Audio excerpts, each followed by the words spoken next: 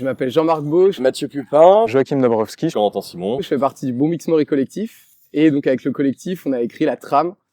Et La Trame, c'est une utopie d'aventure qui se passe dans un monde qui est constamment balayé par des grandes tempêtes végétales, qui sont à la fois extrêmement dangereuses et en même temps très fécondes. La Trame, donc, qui est un peuple de nomades qui a fait le choix de suivre et de vivre avec les marées végétales, là où la grande majorité de la population se réfugie dans des cités-états. Dans La Trame, on suit plus précisément le personnage de Chif, qui voit passer devant elle le peuple des trameurs, qui est émerveillé, et qui va leur emboîter le pas pour petit à petit s'intégrer dans ce peuple de nomades.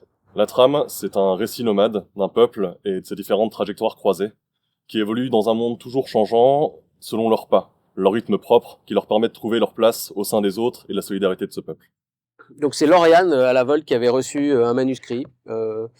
Et en fait, ils ont travaillé ensemble avec elle depuis, je sais pas, 1 an ou 2 ans à mon insu. Non, mais c'est très bien.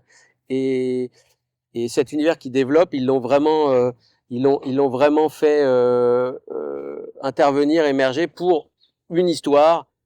On suit des personnages avec un dénouement, et c'est difficile quand on veut montrer une société non pas parfaite, loin de là, elle est pas parfaite, mais une société où les choses se passent plutôt bien, malgré les dangers. Difficile de raconter une histoire. On s'était rencontrés en prépa de lettres, on a fait un petit bout de chemin ensemble.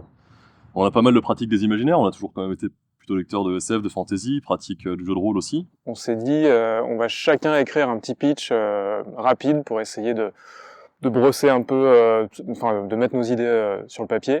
Et puis on s'expliquera et on essaiera de sélectionner l'idée qui nous plaît le plus, ou même de les fusionner les unes avec les autres.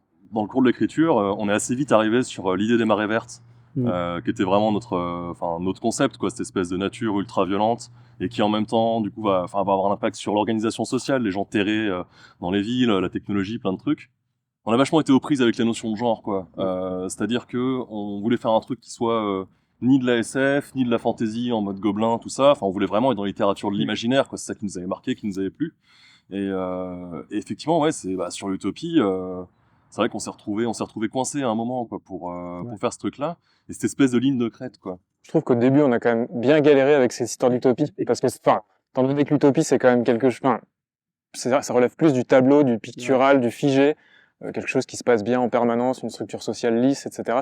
C'était dur pour nous d'imaginer du narratif là-dedans. Et là aussi, on a essayé de mettre du romanesque, c'est de faire que l'utopie, en fait, n'empêche pas qu'il y ait des drames, qu'il y ait des tragédies. En fait, c'est pas un pays de cocagne, quoi. C'est-à-dire que quand ils vont cueillir, ils prennent des risques.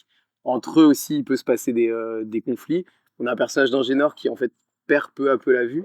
Et donc, comment ce personnage-là peut encore vivre dans cette utopie. Encore une fois, comment est-ce qu'on faisait pour rendre une utopie pas chiante, quoi. Ouais. Et le truc, c'est que pour rendre une utopie pas chiante, il faut à un moment ou à un autre qu'elle se retrouve en danger. Il y a aussi des moments où ils vont rencontrer et arriver dans des points de sédentarisation. Et donc les sédentaires vont les voir et les nomades vont voir les sédentaires. Et donc du coup, il va y avoir ce double regard des sédentaires qui vont voir avec envie ou avec dédain les nomades, et les nomades qui, pareil, vont avoir une forme de fierté d'être eux, des courageux et des courageuses, d'affronter effectivement le danger, de vivre dans le danger, là où les sédentaires font des choix qui leur paraissent beaucoup plus simples. Il n'y a pas de côté, c'est pas manichéen, quoi. C'est-à-dire qu'on a fait en sorte d'avoir des personnages qui venaient de ces cités États, qui à un moment avaient décroché, avaient emboîté le pas de la trame, et du coup, dans la lecture, en fait, eux, ils ont une lecture, ils ont justement une vision qui est assez nuancée. Pour moi, les 2 points hyper importants, c'est que déjà, c'est un peuple qui est ouvert, c'est-à-dire que si t'arrives à suivre le peuple déjà, donc ne serait-ce qu'à tenir le rythme de la marche et à pas crever dans les marais, tu vas pouvoir commencer à te mettre dedans.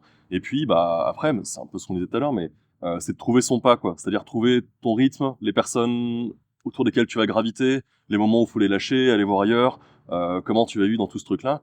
Et en fait, si t'arrives là-dedans, il n'y a pas de cérémonie d'intronisation. C'est-à-dire que t'es trameur parce que tu marches au sein des autres et que tu te casses pas la gueule, quoi. Et il y a des aspects qui sont justement très aventure, il y a des aspects qui sont plus initiation, des aspects qui sont plus polars, des aspects qui sont plus un peu horrifiques sur les bords à des moments. En fait, on a ratissé extrêmement large dans ce truc-là, quoi. Ouais, et puis je pense qu'il y a aussi une dimension politique, en fait, dans le pas. C'était une manière pour nous d'incarner dans le corps comment les gens prennent des décisions, comment ils s'opposent, comment ils se rencontrent, comment ils s'aiment éventuellement. C'est du Alain Damasio dans l'univers de Nausicaa, voilà, parce que c'est ça, Nausicaa, c'est les images que moi ça m'évoque en termes d'explosion végétale, alors peut-être moins dangereuse, et encore ça dépend. On est la trame, je sais pas, mais en tout cas, il y avait un côté un petit peu représentatif de nous là-dedans.